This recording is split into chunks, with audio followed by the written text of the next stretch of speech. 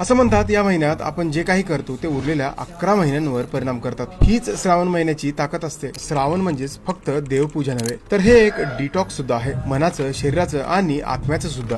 श्रावण महिना म्हणजे हिंदू पंचांगानुसार वर्षाचा 5वा महिना। ज्या नक्षत्रावर हा महिना चालू होतो त्या श्रावण नक्षत्राच्या नावावर याला श्रावण महिना असे म्हटले जाते। इंग्रजी महिन्यानुसार हा महिना जुलै ऑगस्टच्या दरम्यान येतो। परंतु तुम्हाला नेहमी वाटत असेल या महिन्यात महादेवाला का पूजले जाते, सांगतो। पौराणिक ग्रंथानुसार समुद्रमंथन होत असताना त्यातून विष बाहेर पडला। याचे दमन करण्यासाठी देवांनी महादेवाला जलाभिषेक केला। महादेवानी हे विष पचवले।